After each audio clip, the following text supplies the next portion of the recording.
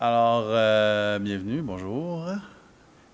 Aujourd'hui, je viens présenter une partie des résultats d'une recherche collaborative que j'ai effectuée avec le comité logement Saint-Laurent, donc dans l'arrondissement Saint-Laurent, et qui porte spécifiquement, la présentation porte spécifiquement sur la relation entre salubrité et logement et les conséquences que ça peut avoir sur l'exclusion sociale, puis aussi possiblement des problèmes plus de santé mentale ou d'anxiété qui m'ont été témoignés par les locataires eux-mêmes. Donc, pour faire ça, je divise la présentation en environ quatre sections. On va commencer par mettre en scène un peu cette question du logement, sa relation avec la salubrité, puis l'importance que ça peut avoir dans nos vies, en fait, le logement. Ensuite, je vais présenter spécifiquement la recherche, puis qu'est-ce qu'on visait dans cette recherche-là, pour vous mettre un petit peu, vous montrer un peu d'où ça venait, cette idée. Faire un bref portrait de la situation à Saint-Laurent. Donc, qu'est-ce qui se passe un peu en termes d'action collective sur ce sujet-là, mais aussi l'état du cadre bâti, un peu ça a orienté en fait notre recherche. Puis finalement, je vais y aller plus spécifiquement sur l'expérience de l'insalubrité, alors comment cette insalubrité-là est vécue et les problèmes de sécurité et d'appartenance qui peuvent être liés, et même, voire d'anxiété, comme je mentionnais plus tôt. Donc, la question du logement, c'est pas une question qui fait débat au Québec, c'est-à-dire qu'elle n'est pas vraiment présente dans les débats politiques et sociaux.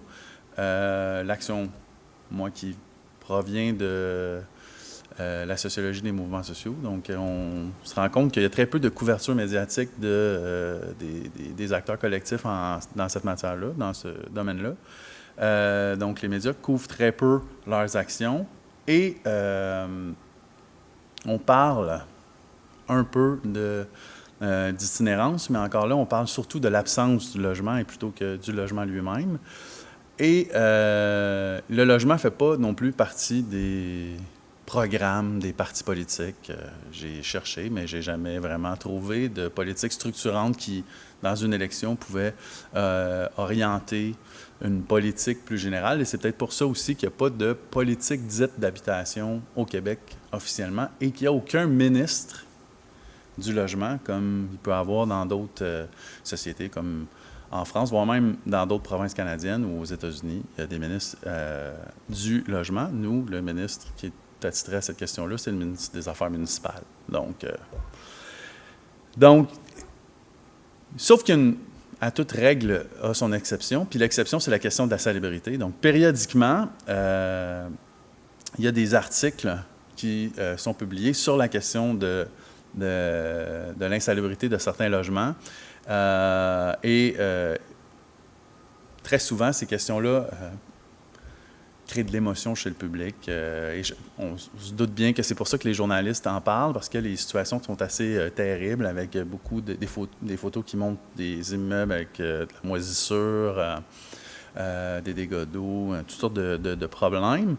La direction de la santé publique aussi s'intéresse à cette question-là. Si elle parle de logement, bien, elle parle de salubrité des logements, donc du lien entre le logement et la santé.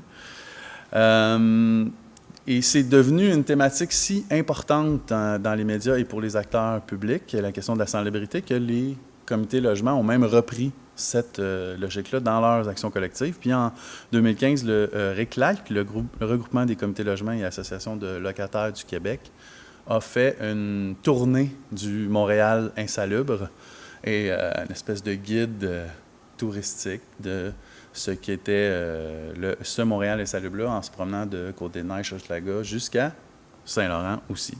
Donc, si cette question-là émeut le public, on peut faire l'hypothèse que c'est parce que ça nous ramène à nos propres peurs, dans le fond, puis à la question surtout de la sécurité. Est-ce qu'on peut être en sécurité chez soi? Donc, il y a la question d'être la sécurité face aux autres, donc face à la criminalité, mais aussi le toit devrait nous protéger des intempéries. Qu'est-ce qui arrive si ça ne le fait pas? Donc, Et c'est parce que, entre autres, le logement est une question centrale, du moins dans nos vies. Hein. On reconnaît assez aisément que c'est un besoin fondamental qui est présent dans toutes les cultures. Les auteurs disent que c'est un invariant anthropologique, donc toutes les cultures ont une forme d'habiter qui implique un toit. Alors, ce toit peut, dans certaines cultures, se déplacer, mais il y a toujours un toit. C'est associé à un toit.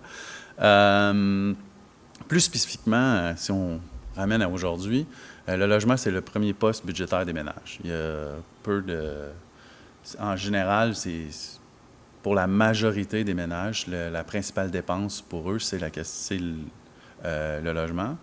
Et même si on la prend donc mensuellement, mais aussi c'est une des principales dépenses si on la prend dans l'ensemble de la vie.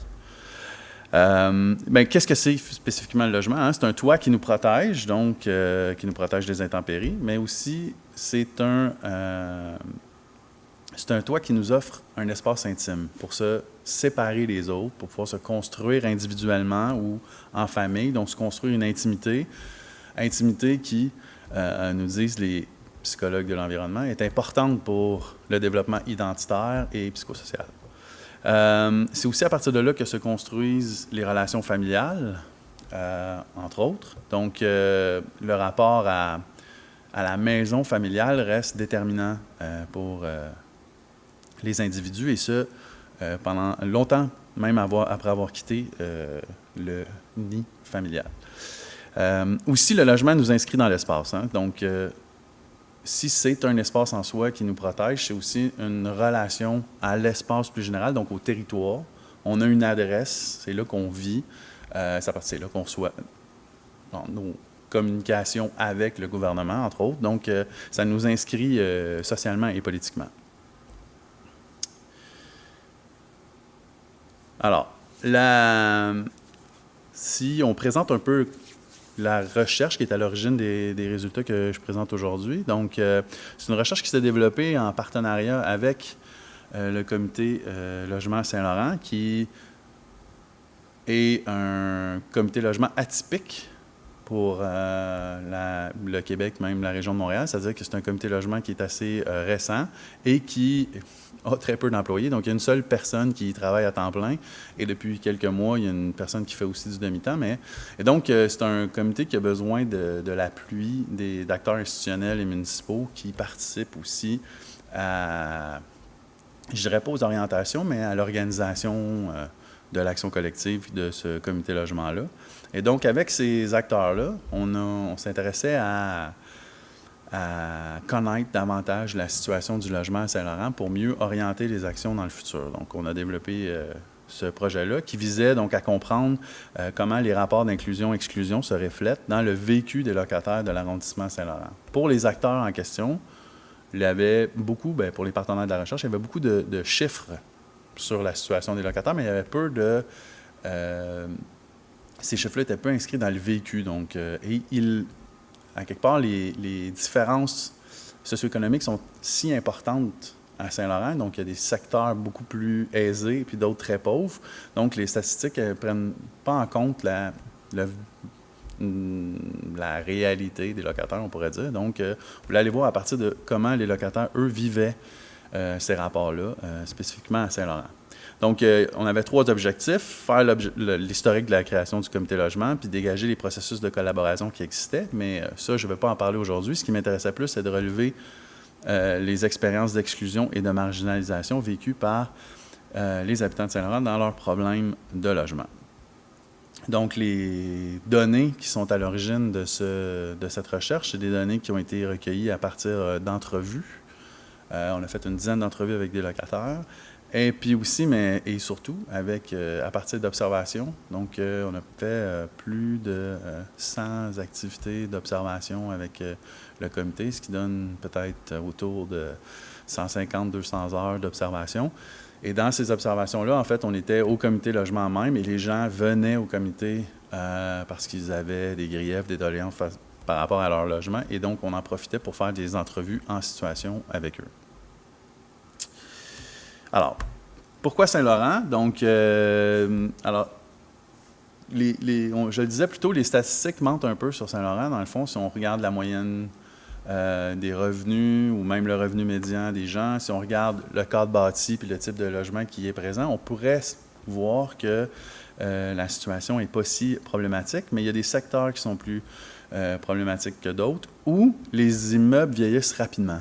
Donc, surtout les endroits où les immeubles ont été construits, c'est des immeubles de plus de 10 logements qui ont été construits à partir des années 50-60 et qui n'ont pas encore eu qui n'ont pas fait l'objet de rénovation importante encore. Ils sont sur le point d'être dus ou ils sont dus depuis longtemps, mais personne n'a encore rien fait, alors que ceux qui ont été construits, par exemple, avant la Deuxième Guerre mondiale, ont déjà été rénovés parce qu'ils étaient vraiment désuets sur certains plans, notamment socio-sanitaires.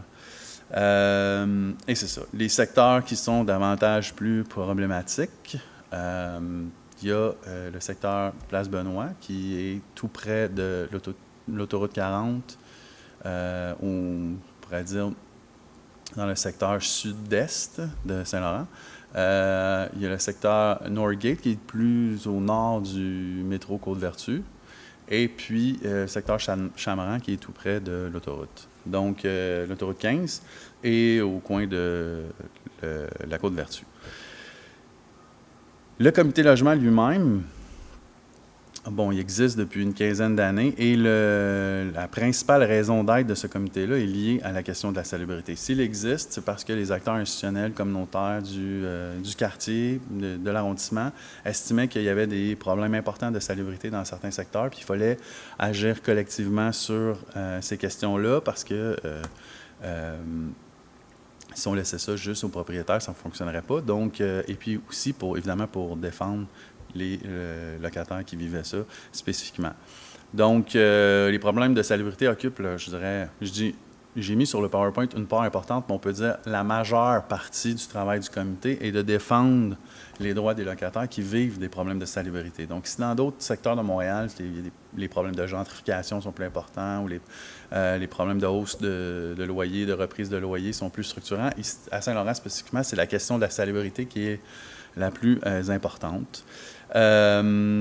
On va le voir dans le détail tantôt, mais ce qu'on entend par problème de salubrité, évidemment, c'est des problèmes de vermine, donc que ce soit des souris aux coquerelles ou aux punaises de lit. La question de la moisissure des champignons qui est présente dans plusieurs cas. L'isolation, ce qui fait qu'il y a des problèmes de chauffage, mais aussi d'humidité.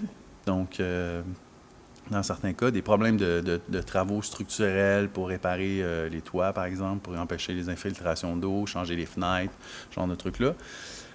Et un autre problème vraiment important, c'est la question des égouts et de l'évacuation d'eau. Il y a des problèmes majeurs d'évacuation d'eau dans certains cas, et dans certains secteurs, c'est assez généralisé, en fait. Donc, c'est une variété de problèmes sur lesquels agit le comité logement spécifiquement. Alors, qu'est-ce que c'est que cette expérience de la salubrité? Alors, ce qu'on entend par expérience, c'est la manière dont on éprouve quelque chose, dans le fond. Et donc, quand on vit dans un logement, il nous met à l'épreuve.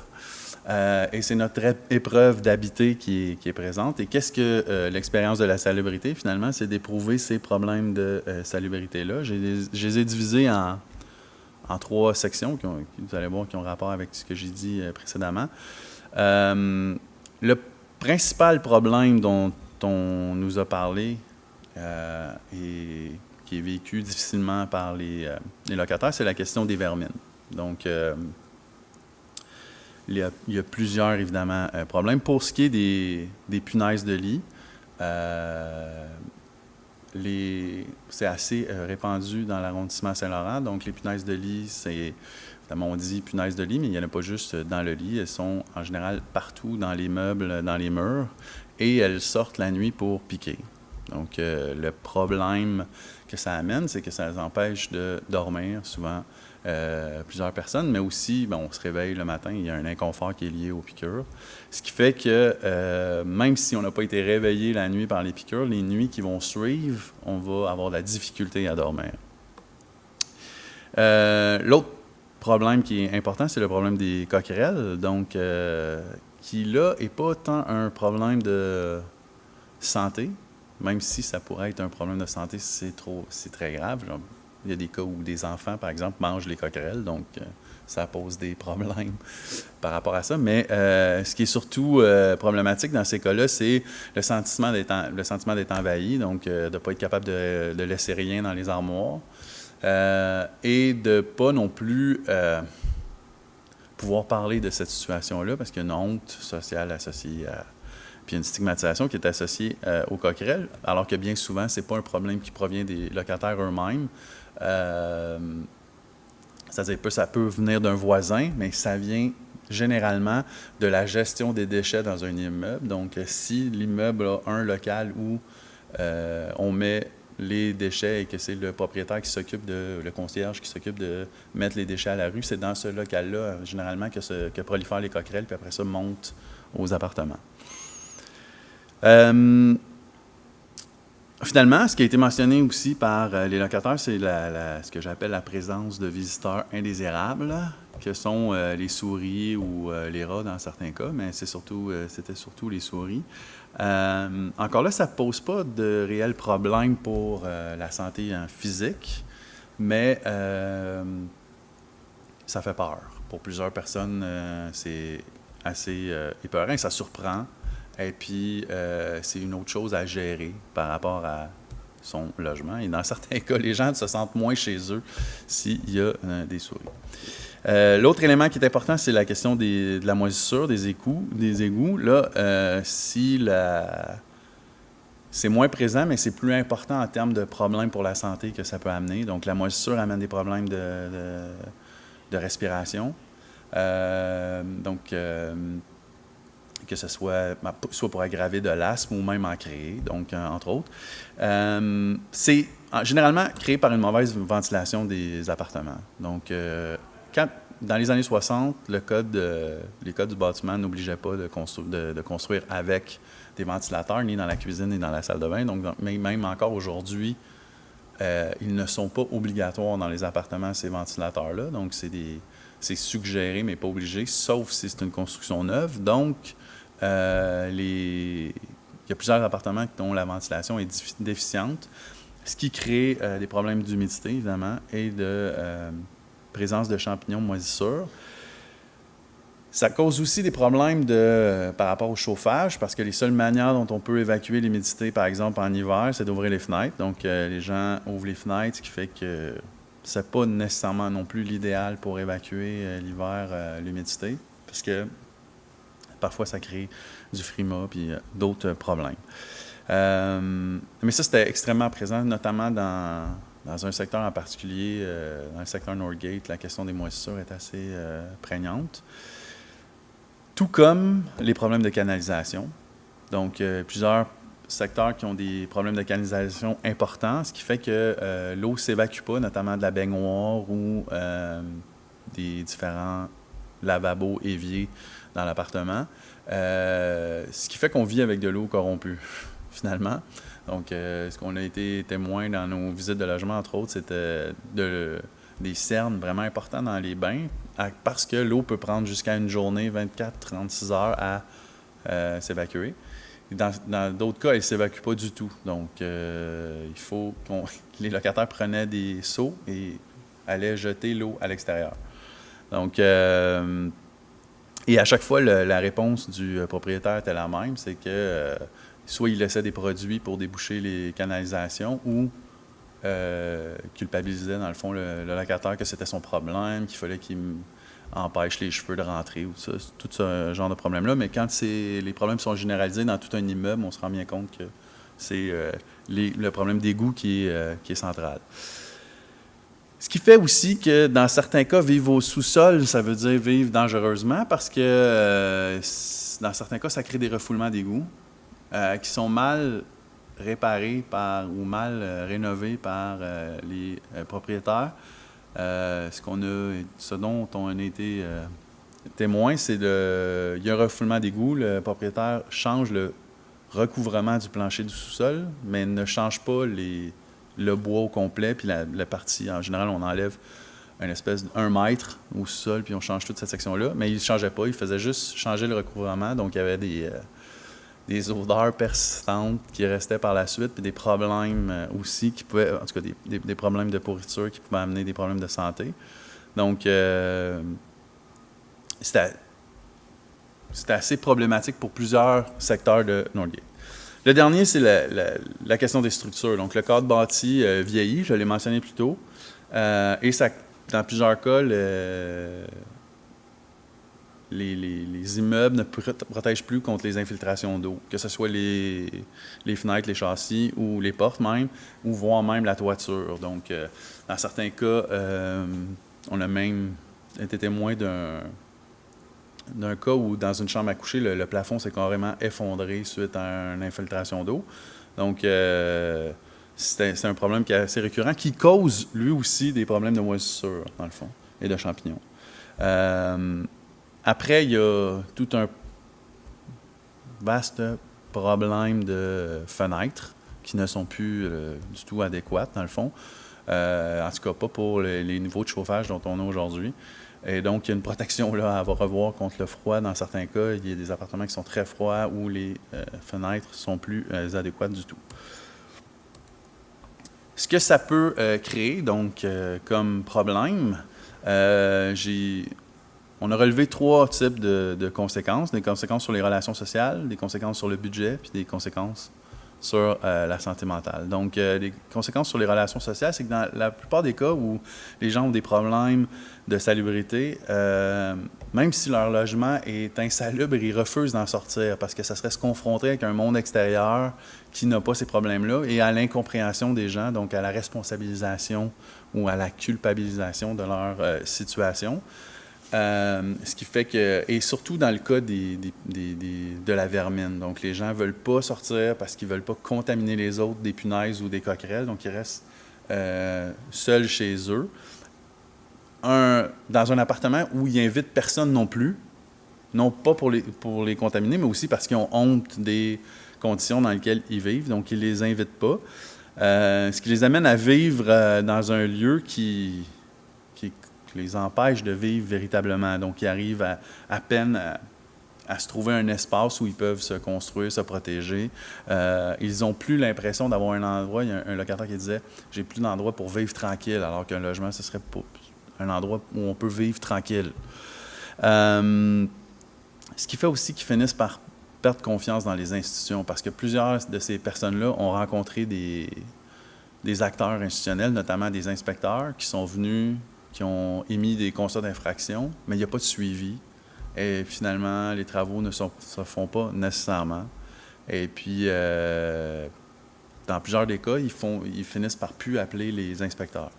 Dans d'autres cas aussi, les inspecteurs ont, et ça, c'est quelque chose qui apparaît face à la réglementation des relations propriétaires-locataires un petit peu en décalage avec le droit, là. Dans certains cas, les inspecteurs ont même responsabiliser les locataires des situations d'insalubrité dans lesquelles ils étaient. Donc, ce qui fait qu'après, ils ont vraiment peur de les appeler. L'autre élément, c'est quand ils sont en contact avec des acteurs, par exemple, des services sociaux. Dans certains cas, les acteurs ces personnes-là, ces intervenants-là, se font dire par leur patron que quand ils vont dans des logements où il y aurait possiblement de la vermine ou des problèmes d'insalubrité, ils doivent mettre une combinaison blanche pour ne pas se contaminer. Et donc, ils arrivent complètement habillés comme s'il y avait eu un accident nucléaire dans l'appartement, ce qui ajoute à la honte puis au décalage entre les institutions puis le locataire lui-même, qui finit par plus appeler d'intervenant du tout parce qu'il ne sent pas qu'il est aidé. Donc, il y a une perte vraiment de confiance dans les institutions dans ce cas-là. L'autre élément, c'est évidemment les conséquences sur le budget. Donc, même si les problèmes de salubrité sont toujours de la responsabilité du propriétaire. Donc, si c'est des questions de vermine, si c'est des questions de moisissure ou si c'est des questions de structure, c'est toujours le propriétaire qui est responsable de faire quelque chose. Donc, mais dans plusieurs des cas, les locataires font face à des propriétaires négligents et donc ils vont eux-mêmes payer pour exterminer. La première raison pour laquelle ils le font, c'est parce qu'ils ne veulent pas en parler, parce qu'ils ont honte, évidemment, fait qu'ils vont payer eux-mêmes l'exterminateur alors que c'est de la responsabilité du propriétaire. Puis ils vont aussi payer pour déboucher les conduites. Ils vont aussi, c'est eux donc qui vont mettre en œuvre l'espèce de règlement de la situation et payer s'il le faut pour régler cette situation-là, parce qu'ils ont peur, dans le fond, d'être évincés si le propriétaire est au courant de cette situation-là. Ce qui fait que les problèmes de salubrité deviennent des problèmes financiers, finalement, aussi. Ça coûte extrêmement cher. Dans le cas des punaises de lit, par exemple, ça veut dire, si le problème revient, ça veut dire changer complètement son mobilier dans toute la maison. Donc, si ça revient à tous les 2 ans, ça veut dire changer le mobilier au grand complet à tous les 2 ans, ce qui est complètement impossible pour certaines personnes. Ce qui fait que finalement, certains locataires finissent par avoir l'impression de payer plus cher parce qu'ils payaient moins cher au départ. Donc, le logement n'est pas cher, mais ils finissent par payer plus cher au bout du compte. Et le dernier élément que je voulais mentionner, qui est sûrement le plus, qui est le plus difficile pour moi à expliquer dans le détail, parce que c'est pas du tout mon champ d'expertise, mais j'ai été en contact avec énormément de détresse puis d'anxiété dans mes rencontres avec les locataires. Beaucoup de gens qui pleurent, qui visiblement qui sont stressés, des gens qui juste à raconter leur situation, tremblaient tellement ils étaient marqués par cet élément-là. Donc, il y a une détresse du logement insécuritaire, on pourrait dire, qui est assez importante, qui est alimentée par les impacts de tout ça sur le sommeil. Donc, quand le toit nous tombe sur la tête pendant la nuit, quand on vit avec des punaises, des coquerelles, ça finit par avoir des impacts vraiment importants sur le sommeil. Par exemple, les coquerelles sortent la nuit parce qu'ils n'aiment pas la lumière. Donc, j'ai rencontré au moins 4 ménages qui me disaient de dormir les lumières ouvertes chez eux pour empêcher les coquerelles de rentrer. Ils sont complètement obsédés par cette situation-là. Toute leur vie tourne autour de ce problème d'insalubrité-là qui, finalement, finit aussi par les isoler. Fait qu'ils vivent isolés et obsédés de cette situation-là. Et malheureusement, dans plusieurs cas, ils ne peuvent pas en sortir parce qu'ils n'ont pas les moyens ni de déménager dans un premier temps et ils ne réussissent pas à trouver des logements de qualité dans un rayon raisonnable de leur lieu de travail, souvent, parce que la majorité des gens que j'ai rencontrés travaillaient. Donc, ils sont un peu comme enfermés. Et plus ils sont isolés, moins ils ont de possibilités aussi de trouver d'autres logements. Donc, c'est un élément qui est vraiment à tenir en compte. Dans le fond, on dit souvent, si ça ne fait pas ton affaire, tu devrais déménager, mais c'est plus compliqué que ça. Alors, rapidement, 5 éléments que je voudrais sur lesquels je voudrais revenir en conclusion. À chaque fois que je fais des présentations, les gens ils me disent « Oui, mais c'est bien beau tout ça, là, mais qu'est-ce qu'on fait genre là? » Mais je pense qu'il y a certaines choses qu'il faut revoir, notamment par rapport au logement social comme option. Donc, dans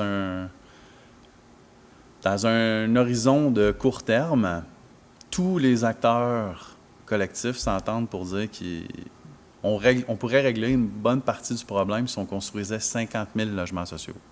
Bien, construire 50 000 logements, ça demande un certain temps. C'est faisable, mais c'est pas pour ces personnes-là, ça ne va pas changer quelque chose tout de suite. Donc,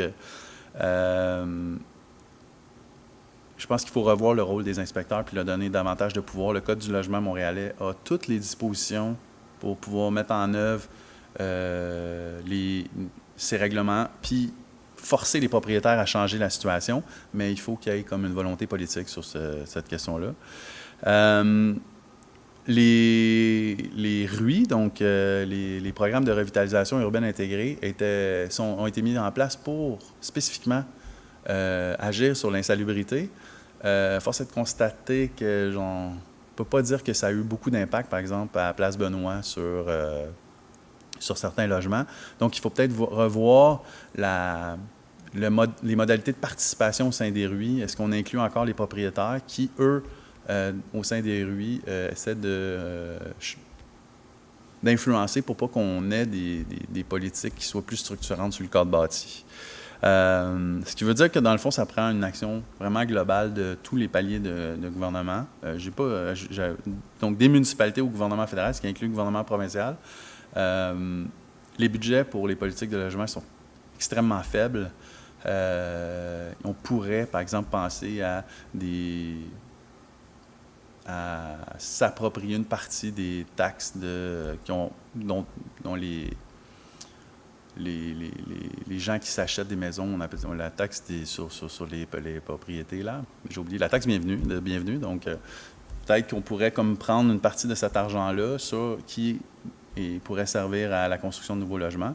Mais aussi, il faut réfléchir toute l'action, tant de santé, services sociaux, voire même jusqu'en éducation, autour de cette question-là, parce que les études, notamment américaines, montrent que les problèmes de logement, notamment en termes de salubrité, ça a des impacts sur la santé, évidemment, mais aussi sur l'éducation des enfants qui vivent dans ces logements-là. Et puis, dans certains cas, ça vient réduire l'efficacité des programmes de soutien aux revenus si les gens en question doivent payer pour réparer ou payer plus cher pour des logements dont on ne reconnaît pas l'importance. Merci beaucoup.